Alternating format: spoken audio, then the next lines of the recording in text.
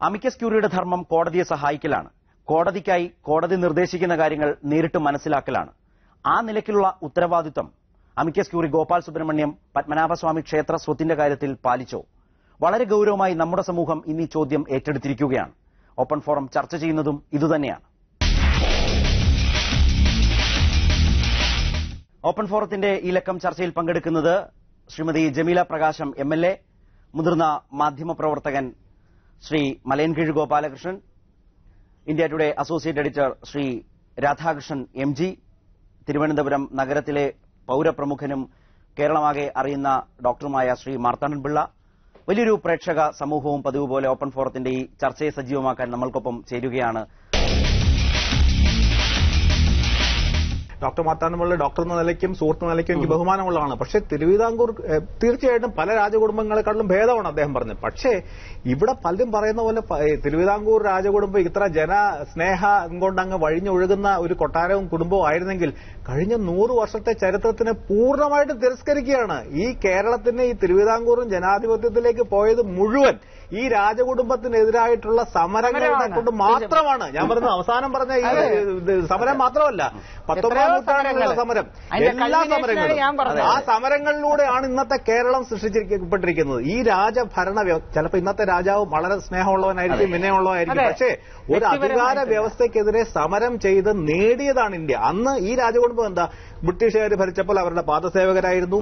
ഇവിടെ സാമൂഹ്യമായിട്ടും സാമ്പത്തികമായിട്ടും ഉച്ചനീചത്വങ്ങൾ നിലനിർത്താൻ അവസാനം വരെ ശ്രമിച്ചവരാണ്. അവസാനം വരെ സവർണാധിപത്യം നിലനിർത്താൻ ശ്രമിച്ചവരാണ്. ഇതിനൊക്കെ എതിരായിട്ടുള്ളതല്ലേ ഇവിടുത്തെ സമരങ്ങൾ, ഇവിടുത്തെ ചരിത്രം മുഴുവൻ. അമിക്കസ് ക്യൂറി പരിധി വിട്ടു പോയി കാണാം. പക്ഷേ ഇത് ഈ പ്രശ്നം പബ്ലിക് ഡൊമൈനിൽ കൊണ്ടുവരികയും ചർച്ചാ വിഷയമാക്കേണ്ടത് വളരെ ആവശ്യമാണ്.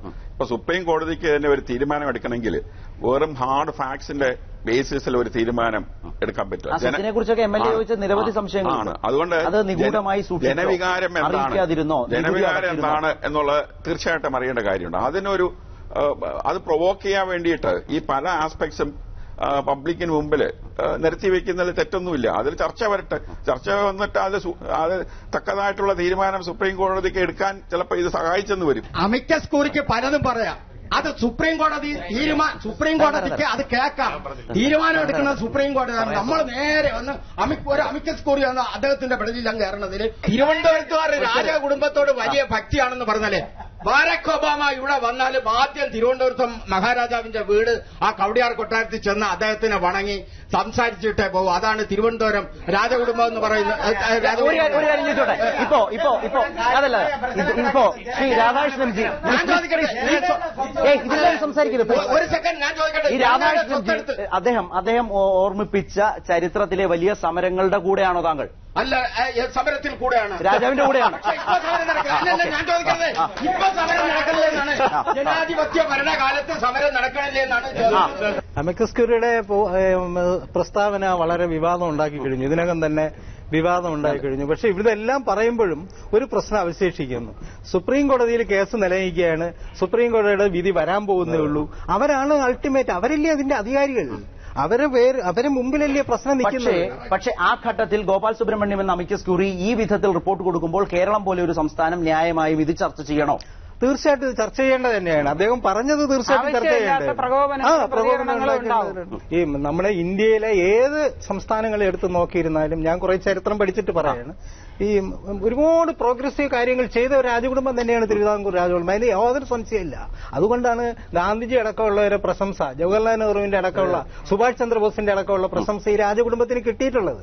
അവര് തെറ്റുകൾ ചെയ്തിരിക്കാൻ കുറ്റങ്ങളുണ്ട്. നമ്മൾ ഇന്ന് നോക്കുമ്പോൾ ഒരുപാട് തെറ്റും കുറ്റം. പക്ഷെ അവരെ ആ പ്രവർത്തനം നമ്മൾ കുറച്ചു കഴിഞ്ഞിട്ട്. പക്ഷേ ക്ഷേത്രത്തിനകത്തിരിക്കുന്ന സ്വത്ത് മുഖ്യമന്ത്രി തന്നെ പറഞ്ഞത് ക്ഷേത്ര സ്വത്താണ് എന്ന നിലയ്ക്കൊരു നിലപാട് സ്വീകരിക്കുമ്പോൾ പല അഭിപ്രായങ്ങൾ രൂപപ്പെടുന്നുണ്ട്. ശ്രീ രാധാകൃഷ്ണൻജി, ഇതിനെ എങ്ങനെയാണ് നമ്മൾ വിഭാവനം ചെയ്യേണ്ടത്? ഇതിവിടെ പലരും ചൂണ്ടിക്കാണിച്ച പോലെ എല്ലാ ജാതി ഭേദമില്ലാതെ എല്ലാവരുടെയും കരം പിരിച്ചും ഏറ്റവും താഴേക്കിടയിലുള്ള വിഭാഗക്കാരുടെ ഇന്നും വരെ പിടിച്ചിട്ടുണ്ട്. ഏറ്റവും താഴേക്കിടയിൽ നിന്നുള്ളവരെ പിഴയായിട്ട് കരമായിട്ട് ഒക്കെ ധാരാളം ശിക്ഷയായിട്ട് എല്ലാം പിരിച്ചിട്ടുണ്ട്. ആ മുതലാണിത്. ഇതൊരു മതത്തിന്റെയോ ഒരു വിഭാഗത്തിന്റെയോ മുതലായിരുന്നേയില്ല. അത് ഏറ്റവും പ്രധാനമാണ്. അപ്പൊ ആ സമൂഹത്തിന്റെ മുതലാണ്, ആ സമൂഹത്തിന്റെ മുതല് ഇത് സമൂഹത്തിന് മുഴുവനോട് ഉപയോഗിക്കണം.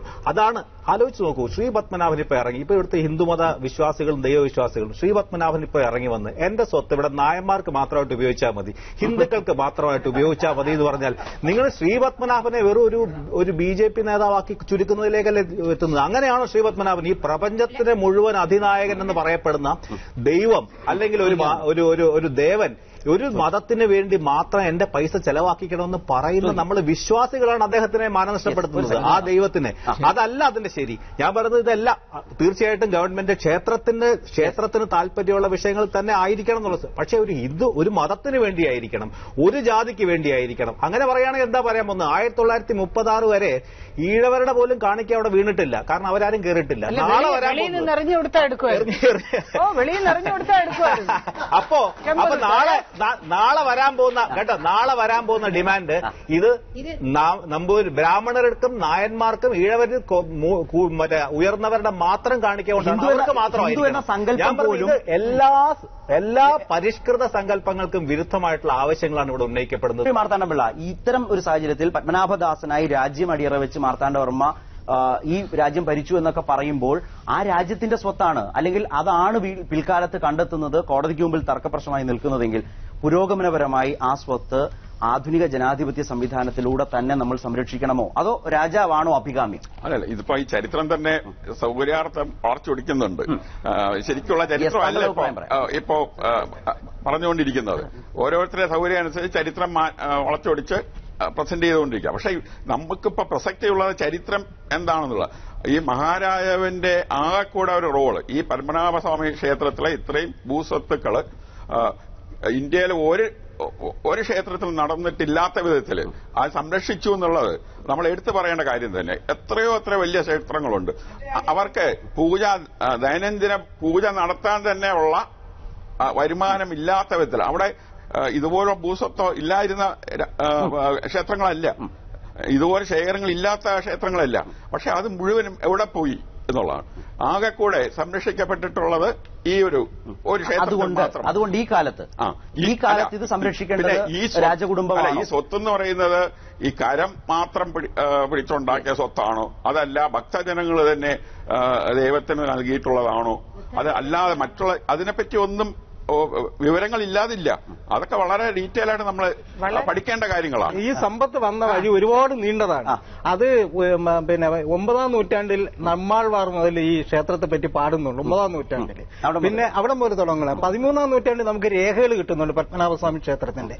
അതിൽ തന്നെ ഈ 13-ാം നൂറ്റാണ്ടിൽ ഏറ്റവും വലിയൊരു നിധിശേഖരം അവിടെ ഉണ്ടായിരുന്നുവെന്ന് മതിലകൻ രേഖയിൽ തന്നെ ഉണ്ട്. അത് പറയുന്നുണ്ട്, to open the door to taken some ornaments to decorate lord Padmanabha എന്നൊക്കെ പറഞ്ഞ് നമ്മളെ മതിലകൻ രേഖയിൽ തന്നെ അത് പറയുന്നുണ്ട്. അപ്പോൾ അന്നേ ഇതിന് സ്വത്തുണ്ട്. ആ സ്വത്ത് വന്നത് ക്ഷേത്ര സ്വത്ത് മാത്രമാണെന്നാണോ? അല്ല, ക്ഷേത്ര സ്വത്ത് മാത്രമാണെന്ന് പറയില്ല, പത്മനാഭന്റേതായ സ്വത്ത് അന്നേ ഉണ്ടെന്നാണ് ഞാൻ പറയുന്നത്. അന്ന് രാജഭരണം ഭരിച്ചുകൊണ്ടിരുന്നപ്പം തന്നെ 3 തരം ട്രഷറി നമുക്കുണ്ടായിരുന്നു.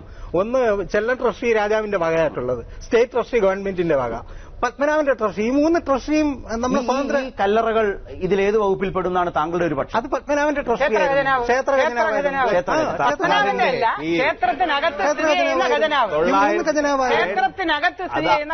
എന്ന് മാത്രമല്ല ഇതൊക്കെ ഈ കൃത്യമായിട്ട് ഇങ്ങനെ വ്യവച്ഛേദിക്കപ്പെട്ട ട്രഷറി അനുസരിച്ചാണ് ചെലവ് ചെയ്തതെന്നൊക്കെ പറയുന്ന ഒരു വെറും തെറ്റായ പ്രചരണമാണ്. കാരണം ഇവിടെ നമ്മുടെ ഉള്ളൂർ പരമേശ്വര അയ്യർ ശ്രീമൂലം തിരുനാളിന്റെ കാലത്തെ പുരോഗതിയെപ്പറ്റി എഴുതിയ പുസ്തകത്തിൽ പോലും പറയുന്ന കൃത്യമായിട്ട് ആ ഒരു ബഡ്ജറ്റിൽ ഏതാണ്ട് 1 കോടി രൂപ വർഷം ബഡ്ജറ്റുള്ള ഒരു സർക്കാരിന്റെ ഏതാണ്ട് 30% പൈസയും 2 കാര്യത്തിന് രാജാവിന്റെ കൊട്ടാരത്തിലേക്ക് അവരുടെ യാത്രകൾക്ക് ഒരു വശത്ത്, മറുവശത്ത് ഇവിടുത്തെ ക്ഷേത്രങ്ങൾക്ക്, മൂന്നാമത് ബ്രാഹ്മണരെ ഊട്ടാനും മുറജപം നടത്താനും അന്നദാനം നടത്താനും ഇങ്ങനെ 1000 അത് ഗവൺമെന്റിന്റെ റവന്യൂ, ഗവൺമെന്റിന്റെ നികുതി അനുസരിച്ചുള്ള വരുമാനത്തിൽ നിന്ന് തന്നെ പോയിട്ട് ഗവൺമെന്റ് ഡെഫിസിറ്റിലേക്ക് പോയി, ഇവിടുത്തെ നഷ്ടത്തിലേക്ക് പോയ കണക്കുകൾ ദിവാനായിട്ടുള്ള പത്മനാഭ മേനോൻ എഴുതിയിട്ടുണ്ടായ ചരിത്രകാരനായിട്ടുള്ള പത്മനാഭമേനോൻ. അത് കഴിഞ്ഞിട്ട് ഈ ഉള്ളൂരും ഇത് വിശദമായിട്ട് എഴുതിയിട്ടുണ്ട്. അതുകൊണ്ട് ഇപ്പോൾ പറഞ്ഞു ഇതെല്ലാം കൃത്യമായി ബാങ്ക് ലോക്കർ പോലെ ഗവൺമെന്റിന്റെ കാശ്, ഗവൺമെന്റിന്റെ ജനങ്ങളുടെ കാശ്, ഇതൊരു തെറ്റായ പ്രചരണമാണ്. അങ്ങനെയൊന്നും ആയിരുന്നു. ഒരു വാട്ടർ ടൈറ്റ് അക്കൗണ്ടിംഗ് ഇല്ലായിരുന്നു. ജനങ്ങളുടെ സ്വത്തിന് ഗവൺമെന്റ് മാന്യമായ നിലയിൽ വിനിയോഗിക്കണമെന്നുള്ളതാണ് എന്റെ അവസാന അഭിപ്രായം. ശരി. ഏതായാലും ഇതിലേക്ക് വരുമ്പോൾ ശ്രീ ഡോക്ടർ മാർത്താണ്ഡപിള്ള, ഇവിടെ ഗോപാൽ സുബ്രഹ്മണ്യത്തിന്റെ റിപ്പോർട്ട്, ഈ ചർച്ചയൊക്കെ കഴിയുമ്പോഴും താങ്കളുടെ മാർക്ക് രാജകുടുംബത്തിന്റെ വിശ്വാസ്യതയിൽ തന്നെയാണോ? അഴിമതിയില്ലാതെ ഇത് സംരക്ഷിച്ച് മുന്നോട്ട് കൊണ്ടുപോകാൻ കഴിയുന്ന നല്ല സാധ്യത രാജകുടുംബത്തിൽ തന്നെയാണോ താങ്കൾ കാണുന്നത്? ഞാൻ രാജകുടുംബത്തിനെ ഏൽപ്പിക്കണം എന്നുള്ള ഒരു അഭിപ്രായം പറഞ്ഞിട്ടില്ല. പക്ഷെ അവർ ചെയ്തിട്ടുള്ള നല്ല കാര്യങ്ങളെ എടുത്തു പറഞ്ഞു എന്നേ ഉള്ളൂ. പക്ഷെ ഇത് അമൂല്യമായിട്ടുള്ള നിധിയാണ്. അത് ഇതുവരെ പല ക്ഷേത്രങ്ങൾ നടന്നതുപോലെ അതില്ലാതാകാതെ അതെങ്ങനെ സംരക്ഷിക്കാനുള്ള വളരെ ഗൗരവമായിട്ട് ചെറിയ കാര്യം ചോദിച്ചോട്ടെ.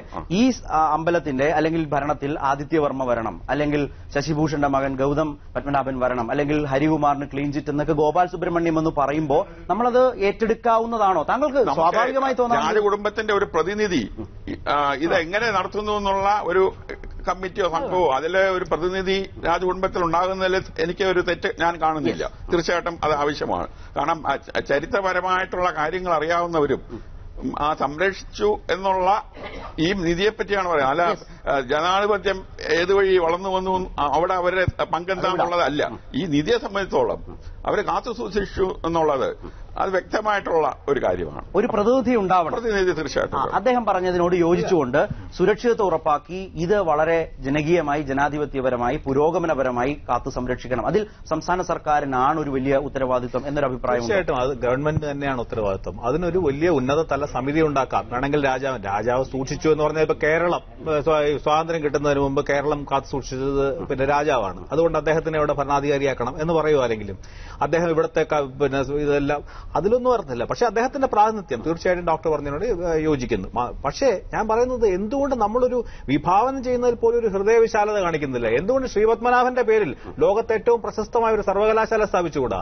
എന്തുകൊണ്ട് ശ്രീപത്മനാഭന്റെ പേരിൽ അദ്ദേഹം ചോദിച്ചതുപോലെ ഒരു വലിയ ആശുപത്രി? ഞാൻ പറഞ്ഞത് ഇപ്പൊ ഈ 9ാം വാർഡിലെ ദുരിതവും നരകവും കണ്ട് നാണം തോന്നാത്ത മലയാളികളുണ്ടെങ്കിൽ അതല്ലേ അവർക്ക് തോന്നുന്നത്? ശ്രീപത്മനാഭന്റെ പേരിൽ തന്നെ ലോകത്തെ ഏറ്റവും പ്രധാനപ്പെട്ട സ്ഥാപനങ്ങളൊക്കെ ഉയർത്തുന്നതിന് പകരം ഇത് കല്ലറയിൽ തന്നെ നിക്ഷേപിക്കണം എന്നാണ് ഈ ഗോപാൽ സുബ്രഹ്മണ്യം അടക്കമുള്ള ഇപ്പൊ പല രാജഭക്തന്മാരും പറയുന്നത്. ഈ കല്ലറയിൽ സൂക്ഷിക്കണം, ബാക്കി ആഭരണങ്ങൾ വിഗ്രഹത്തിൽ ചാർത്തണം എന്നൊക്കെയാണ് അദ്ദേഹം സംസാരിക്കുന്നത്. ഞാൻ പറഞ്ഞത് ശ്രീപത്മനാഭന്റെ കാഴ്ചപ്പാടിൽ ആലോചിച്ചു നോക്കും. ശ്രീപത്മനാഭൻ ഇങ്ങനെയാണോ പറയുക? അദ്ദേഹം ഈ ലോകത്തുള്ള അല്ലെങ്കിൽ ഈ 9ാം വാർഡുകാർക്ക്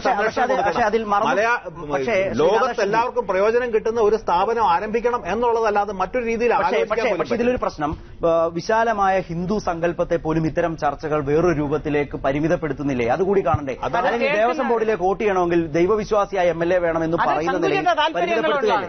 അതാണ് ഞാൻ പറഞ്ഞത്. അതൊക്കെ പല പ്രശ്നങ്ങളാണ്. നമ്മൾ ഈ സ്പെസിഫിക് ആയിട്ട് നോക്കുകയാണെങ്കിൽ നമ്മൾ ഈ സ്ഥാപനത്തിന് എല്ലാവരുടെയും പങ്കാളിത്തത്തോടുകൂടി വിശ്വാസ്യതയുള്ള സുപ്രീം കോടതിയുടെ തന്നെ മേൽനോട്ടമുള്ള ഒരു വലിയ സമിതി കൈകാര്യം ചെയ്യട്ടെ. സർക്കാർ പോലും വേണമെന്നില്ല. പക്ഷെ അതാണ് ജനാധിപത്യ വ്യവസ്ഥയിൽ രാഷ്ട്രീയ പാർട്ടികൾക്ക് ഇത് പിന്നെ ഏൽപ്പിച്ചു കൊടുക്കരുതെന്ന് വളരെ പുച്ഛത്തോടെ പറഞ്ഞത് വളരെ നിർഭാഗ്യകരമാണ്. കാരണം ഈ ഗോപാൽ സുബ്രഹ്മണ്യം അത് തന്നെ പറയുന്നുണ്ട്.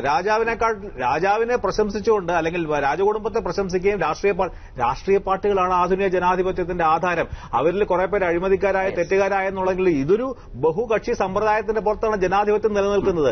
ജനങ്ങളുടെ പ്രതിനിധി ജനാധിപത്യത്തിൽ രാഷ്ട്രീയ പാർട്ടികളാണെങ്കിൽ ഇഷ്ടപ്പെട്ടാലും ഇഷ്ടപ്പെട്ടില്ലെങ്കിലും ആ രാഷ്ട്രീയ പാർട്ടികളാണ് ആധുനിക ജനാധിപത്യത്തിൽ ഇതിൽ മുഴുവൻ അൾട്ടിമേറ്റ്. ഇതാകെ കേൾക്കുമ്പോൾ വേണ്ടി വന്നാൽ സുപ്രീം കോടതിക്ക് ആ റിപ്പോർട്ട് തന്നെ തള്ളപ്പെട്ടേക്കാം. അത്തരം ഒരു സാഹചര്യത്തിൽ വളരെ കാലോചിതമായി എങ്ങനെയാണ് ഈ പ്രശ്നത്തെ അഡ്രസ് ചെയ്യേണ്ടത്? ഗോപാൽ സുബ്രഹ്മണ്യം ആ നിലയ്ക്ക് അതിനെ സമീപിച്ചില്ല എന്ന പൊതു സമീപനം ഉയരുമ്പോൾ തന്നെ ഇത് ഇപ്പം രാധാകൃഷ്ണൻ പറഞ്ഞ വാദങ്ങളോടാണ് ഞാൻ യോജിക്കുന്നത്.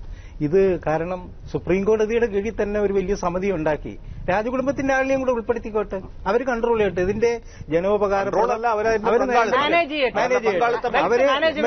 മാത്രമല്ല, ഞാൻ നേരത്തെ പറഞ്ഞു ഈ ക്ഷേത്രത്തിന് ശമ്പളം പോലും കൊടുക്കാൻ വയ്യാത്ത സ്ഥിതിയിലേക്ക് കാര്യങ്ങൾ നീങ്ങും. അപ്പൊ വരുമാനമുള്ള ഒരുപാട് കാര്യങ്ങൾ ചെയ്യണം. ഇതിന്റെ കീഴിൽ ആശുപത്രികൾ തുടങ്ങാം, മ്യൂസിയം തുടങ്ങാം, ഒരു ഇന്റർനാഷണൽ രാധാകൃഷ്ണൻ പറഞ്ഞ പോലെ ട്രാവൻകൂർ റോയൽ മ്യൂസിയം എന്ന് പറഞ്ഞ് മ്യൂസിയം തുടങ്ങാം. ഒരുപാട് കാര്യങ്ങൾ ഇതിന്റെ എഡ്യൂക്കേഷൻ സ്ഥാപനങ്ങൾ അതാണ് ഏറ്റവും നല്ല യൂണിവേഴ്സിറ്റീസ് ഉണ്ട്.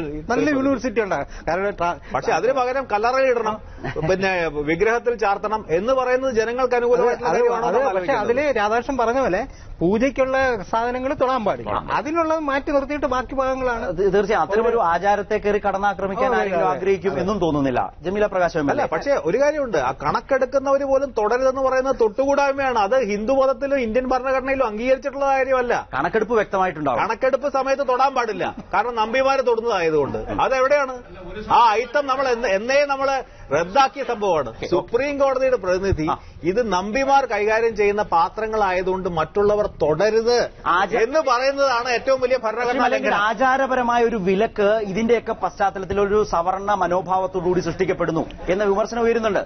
അങ്ങനെ പാടില്ല. അങ്ങനെ കാരണം ട്രാവൻകൂർ കണക്കെടുപ്പ് നടത്തിയേ പറ്റൂ. പിന്നെ ഇതിന്റെ പൂർണ്ണമായ കണക്കെടുപ്പ് ഹൈക്കോടതിയും സുപ്രീം കോടതിയും കണക്കെടുപ്പ് പൂർണ്ണമായി വേണോ? ആചാരത്തിന്റെ പേരിൽ ചില ആചാരങ്ങൾ അംഗീകരിച്ചേ പറ്റൂ. ഈ ആചാരത്തിന് വേണ്ടി ഉപയോഗിക്കുന്ന വസ്തുക്കൾ എത്രയാലും പ്രത്യേകം തന്നെയാണ് വെച്ചിരിക്കുന്നത്. അത് കൂടാതെയുള്ള ശേഖരമുണ്ട്. അത് തീർച്ചയായിട്ടും ആ കണക്കെടുപ്പ് പ്രകാശമില്ല. ഇതിൽ സർക്കാരിന്റെ ഒരു റോൾ എങ്ങനെയാണ് ഒരു എംഎൽഎ എന്ന നിലയിൽ ഈ പ്രശ്നത്തിൽ ഒരു നിലപാടുള്ള ആൾ എന്ന നിലയിൽ കാണുന്നത്? അത് വളരെ നല്ലൊരു ചോദ്യമാണ്. ഇതിനു മുമ്പ് സ്വാതന്ത്ര്യം കിട്ടുന്നതിന് മുമ്പ് നമ്മളെ 4 ശക്തികൾ ഭരിച്ചിട്ടുണ്ട്, 4 അധിപന്മാര്. രാജാധിപത്യം ഉണ്ടായിരുന്നു, സവർണ സമ്പന്ന വിഭാഗങ്ങളുടെ പണാധിപത്യം ഉണ്ടായിരുന്നു, മതാധിപത്യം ഉണ്ടായിരുന്നു, ബ്രിട്ടീഷുകാരുടെ വകയായിട്ടുള്ള വിദേശാധിപത്യം ഉണ്ടായിരുന്നു. അതെല്ലാം കഴിഞ്ഞിപ്പോ ജനാധിപത്യമായി. നേരത്തെ ഞാൻ പറഞ്ഞ പോലെ ജനാധിപത്യത്തിന്റെ ഒരു ഘടകമാണ് ഈ സുപ്രീം കോടതി. സുപ്രീം കോടതി അമിക്കസ് ക്യൂറി അയക്കുന്നു, ഡൽഹിയിൽ വാദം കേൾക്കുന്നു, ഒരുപാട് കാര്യങ്ങൾ നോക്കുന്നു. ഈ അമിക്കസ് ക്യൂറിയുടെ റിപ്പോർട്ടെന്ന് പറയുന്നത് ദേവപ്രശ്നം നടത്തി എന്ന് പറഞ്ഞിട്ട് അവിടെ ചെന്ന് പറഞ്ഞതിന്റെ ഒരു പരിഷ്കരിച്ച പതിപ്പാണ്. അത് മാത്രമല്ല, ദേവപ്രശ്നത്തിനെ അംഗീകരിച്ചിട്ടുണ്ട് അദ്ദേഹം. അത് സുപ്രീം കോടതി മറുപടി പറഞ്ഞിട്ടുണ്ട്. ദേവപ്രശ്നം നടത്തിയവരെയും നടത്തിയ ക്ഷേത്ര ഭരണസമിതിയെയും രാജകുടുംബത്തെയും അത് വാദിക്കാൻ ചെന്ന എല്ലാവരെയും സുപ്രീം കോടതി കണക്കിന് ശാസിച്ച് വരും വഴിക്കുന്നത് ചരിത്രം. ഞാൻ പറയുന്നത് ഇന്നത്തെ സർക്കാർ ജനങ്ങളുടെ സർക്കാരാണ്. ജനങ്ങളുടെ സർക്കാരാണെങ്കിൽ ഇതിന് വേണ്ടുന്ന നിയമങ്ങൾ ഇവിടത്തെ ജനപ്രതിനിധി സഭ ഉണ്ടാക്കണം. ഉമ്മൻചാണ്ടി സാർ പറഞ്ഞ മുഖ്യമന്ത്രി ശ്രീ ഉമ്മൻചാണ്ടി പറഞ്ഞതിനോട് ഞാൻ വിയോജിക്കുന്നു. ഇത് ക്ഷേത്രത്തിലെ സ്വത്തല്ല, ഇത് തിരുവിതാംകൂറിലെ അല്ലെങ്കിൽ കേരളത്തിലെ അധ്വാനിക്കുന്ന ജനവിഭാഗങ്ങളുടെ കയ്യിലെ സ്വത്താണ്. ഒന്നുകിൽ പിടിച്ചുപറിച്ചത്, തോൽപ്പിച്ചുകൊണ്ടുവന്നത് അതല്ല. അപ്പൊ അതുകൊണ്ട് ഇപ്പൊ നമ്മളെ ഭരിക്കുന്ന ഞാൻ പറഞ്ഞോട്ടെ ഇപ്പൊ നമ്മളെ ഭരിക്കുന്ന സർക്കാരിന് 5 വർഷം ഭരിക്കാനുള്ള മാൻഡേറ്റാണ് ജനം കൊടുത്തത്. അവരതിന് തയ്യാറായില്ല എന്നുണ്ടെങ്കിൽ അനധിവിദൂരമല്ലാത്ത ഇവിടത്തെ ഒരു ജനാധിപത്യ തെരഞ്ഞെടുപ്പില് പ്രകടന പത്രികയിലെ ഒരു വലിയ ഐറ്റം ഇതായിരിക്കും. അത് വെച്ചുകൊണ്ട് ഇവിടുത്തെ ജനങ്ങൾ വിധിയെഴുതും. ജനഹിതത്തിന് വേണ്ടുന്ന നിയമങ്ങൾ ഇവിടുത്തെ ജനപ്രതിനിധി സഭ ഉണ്ടാക്കും. എന്റെ അഭിപ്രായത്തിൽ ഇത് വരേണ്ടത് ഇതൊരു വലിയ ട്രസ്റ്റോ ഫണ്ടോ ആക്കിയിട്ട് കേരള മുഖ്യമന്ത്രി അതിന്റെ ചെയർമാനോ പ്രസിഡന്റോ ആയിരിക്കണം. പ്രതിപക്ഷ നേതാവും ധനകാര്യ വകുപ്പ് മന്ത്രിയും അതിന്റെ വൈസ് ചെയർമാൻമാരായിരിക്കണം. രാജകുടുംബത്തിൽ നിന്ന് നമുക്ക് 1-2 ആളുകളെ, പഴയ രാജകുടുംബത്തിൽ നിന്ന് 1-2 പേരെ നമുക്ക് വെക്കാം. റിസർവ് ബാങ്കിന്റെ പ്രതിനിധി വേണം, കേന്ദ്ര ഗവൺമെന്റിന്റെ ഒരു പ്രതിനിധി വേണം. എന്നിട്ട് ഈ കംപ്ലീറ്റ് ആയിട്ടുള്ള ഈ ഭൗതിക ആസ്തികൾ എല്ലാം നമ്മൾ അന്താരാഷ്ട്ര മാനദണ്ഡങ്ങൾ അനുസരിച്ച് ധനകാര്യ ആസ്തികളാക്കി മാറ്റണം. എന്നിട്ട് ആ ഹ്യൂജായിട്ടുള്ള ബൃഹത്തായിട്ടുള്ള ആ ധനകാര്യ ആസ്തികൾ മാനേജ് ചെയ്യാനായിട്ട് നമ്മൾ ഇവിടെ ഒരു വെൽത്ത് മാനേജ്മെന്റ് പ്രക്രിയ തുടങ്ങണം. ഏതായാലും എംഎൽഎ പറഞ്ഞു നിർത്തിയെടുത്ത് ഈ ചർച്ച തന്നെ അവസാനിപ്പിക്കാം എന്ന് വിചാരിക്കുന്നു. ഏതായാലും വിനീത രാജദാസന്മാരാകാതെ ജനകീയമായി പുരോഗമനപരമായി തന്നെ ഈ ക്ഷേത്രസ്വത്ത് എന്ന നിലയ്ക്ക് നിലനിർത്തിക്കൊണ്ട് തന്നെ വളരെ നവീനമായി തന്നെ സംസ്ഥാന സർക്കാർ ഇച്ഛാശക്തിയോടുകൂടി ഈ പ്രശ്നത്തിൽ ഇടപെടാനും നിലപാട് സ്വീകരിക്കാനും ഗോപാൽ സുബ്രഹ്മണ്യത്തിന്റെ അമിക്കസ് ക്യൂറിയുടെ റിപ്പോർട്ടുകൾക്ക് അപ്പുറത്തേക്ക് ഈ പ്രശ്നത്തെ പോയി സമീപിച്ച് സുപ്രീം കോടതിയുടെ കാലോചിതമായ നവീനമായ ഇടപെടൽ ശേഷി സൃഷ്ടിക്കാനാണ് സംസ്ഥാന സർക്കാർ ഇടകൊടുക്കേണ്ടത്. ആ നിലയ്ക്കാണ് ഈ ക്ഷേത്രകാര്യം ഒരു പൊതുകാര്യ പ്രസക്തമായി തീരുന്നത്. ഏതാണ്ട് സമാനമായി തന്നെ ഈ ചർച്ചയിൽ ഉരുത്തിരിഞ്ഞു വന്ന പൊതുവികാരവും അതുതന്നെയാണ്. എല്ലാവർക്കും വളരെ നന്ദി ഓപ്പൺ ഫോറവുമായി സഹകരിച്ചു.